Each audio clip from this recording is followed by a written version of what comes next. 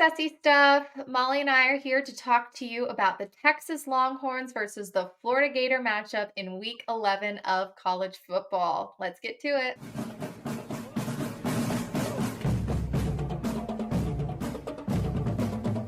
Molly, how did you feel about your Texas Longhorns this week? I'm feeling pretty good. I'm feeling very good. I mean, obviously, Florida has not had like an awesome year, so we kind of all knew and favored Texas going into this just based off stats here. But I want to talk about how Florida had a really rough first half, but I want to commend them for coming back in that third quarter. Obviously, they were able to score in the third quarter, and that just led them to come back a little bit. But that first half was pretty rough for Florida. And obviously, I think this is kind of the ego boost and the win that Texas needed to kind of get back into the game after so many close calls in the last few weeks. I mean, Texas dominated Florida from the start. Like you said, they led 35 to nothing by halftime, which is amazing. Granted, Florida's missing a lot of key players. Their top two quarterbacks, a couple running backs, wide receivers. Florida's really struggling here. However, Billy Napier's job is safe. So there's that. That question's gone now. But quarterback Aiden Warner, he was a Yale transfer. So he was really thrust into SEC level play very quickly after DJ Lagway after he got hurt last week. So it's been a rough couple weeks for Florida. They had Georgia and then Texas right after, but I gained a little bit more confidence in Texas this week. I think they needed this. Like you said, they had a close game against Vandy. They obviously lost to Georgia, and I really think they needed to show themselves that they could perform offensively to get them through the end of the season. I think their biggest game is left is definitely that Texas A&M game. So this showed them that yes, we are still able to produce on offense, and I think they're only going to build off of this. I mean, Quinn Ewers threw for 333 yards, he had 5 touchdowns. They really showed off their potential with offense, and I was really excited for them moving forward to see this performance from them.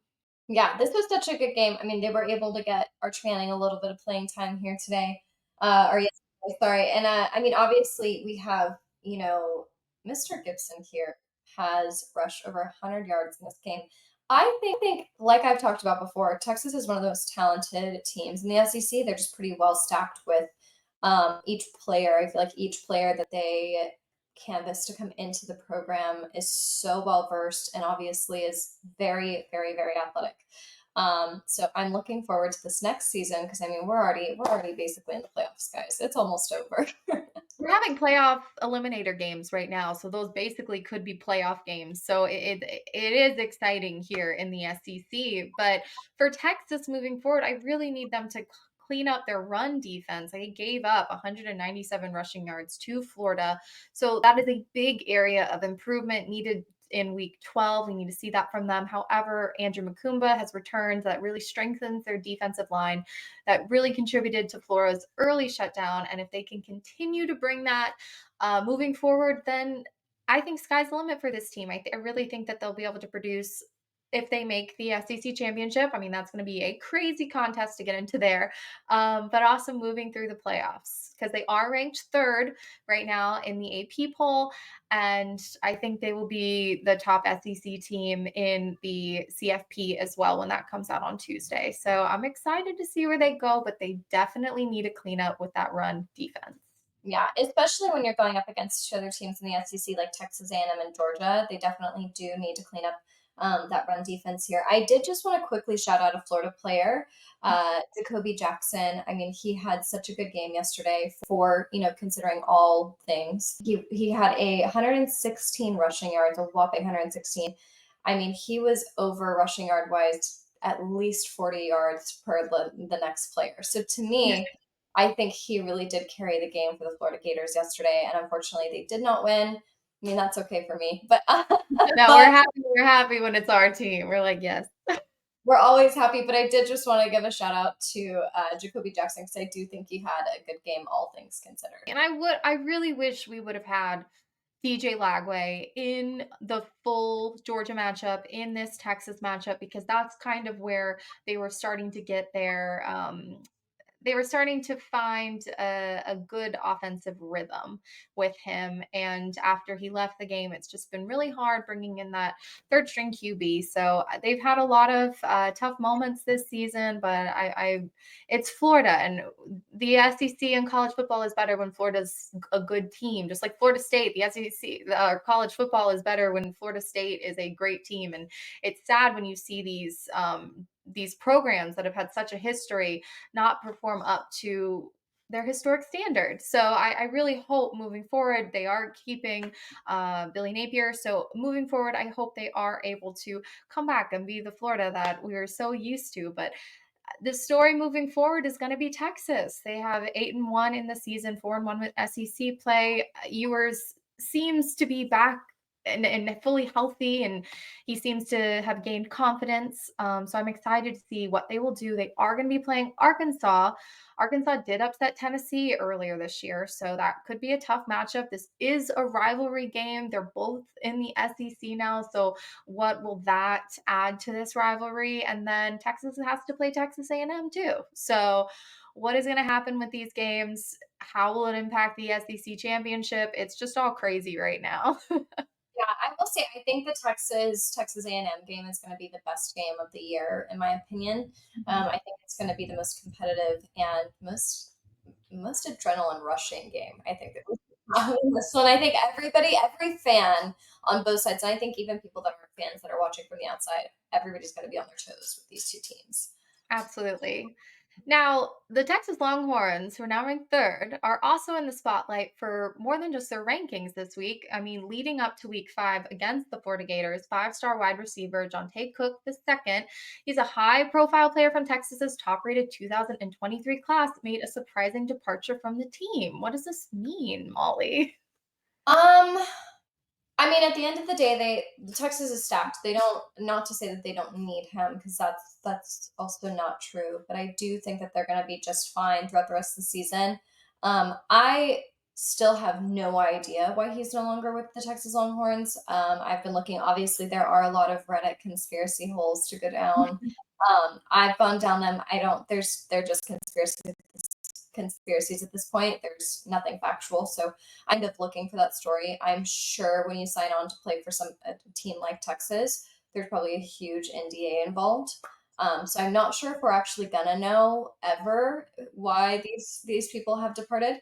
However, I do think Texas is gonna be a okay without him. They genuinely do have a great offensive team. So moving forward, I mean, I just wish the best for him. I don't know if he's going to another team. There's really no updates on this kid, and I would love to know what's happening.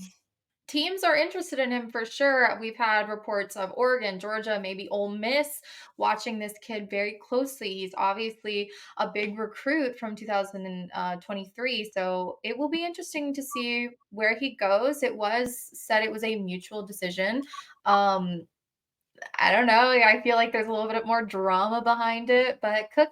He wasn't really Texas's star receiver this season, but he is still highly talented. So he will be great wherever he goes. We probably will get more information on this moving forward, but with DeAndre Moore, freshman Ryan Wingo, Isaiah Bond, of course, these have been Ewers' reliable receivers all season. While Cook is still an absolute star and he will be great wherever he goes, it's just, I don't think Texas is going to regress at all without his presence this year. I mean, the three main reasons that to me a player leaves is playing time, getting along with the other players, or better opportunities somewhere else. So that could be it. Or obviously, there's also player misconduct. Who knows what's going on behind the Exactly. scenes? Maybe everybody's just being respectful and quiet. I have no idea. I would love to know. But I think with, like, Georgia, they desperately need receivers to catch these balls because either Carson Beck throws it accurately and they drop it, or Carson sucks and doesn't and throws it to the other team. So, I I mean, mean, Georgia might be a good fit for him. Like, they need some star receiver talent over there. absolutely. I mean, Georgia has been a consistent team through and through. I mean, yesterday, obviously, with Ole Miss was not the best. But You know what? Maybe they needed to be a little humbled. Maybe that was just it. They Maybe they always just Kirby always needs to be humbled. just a little bit. No, but I mean, yes, it's a loss, but it's not the end of the world for Texas. I don't know anyone who would say, "I don't wanna play at Texas," as a recruit or as a transfer portal player. I feel like that is always top of the list for people. So, lose one, I think they'll gain. Obviously, Sark is a king of the transfer portal. Lane Kiffin is a king of the transfer portal. None of them are Dabo Sweeney out there, and just ignoring it altogether. So I think he will make it at a big team, either in the SEC or the Big Ten, just based on what his prospects have been looking like so far, from the reports we've gotten. But I mean, I want to know the drama, but I think it'll all shake out for both him and Texas. Thank you so much for joining us today on Sassy Stuff. Make sure to like, comment, and follow. Share this video with your friends. Everybody wants to hear about all the drama with SEC stuff, right? Come on. Join us on Sassy Stuff on TikTok and Instagram.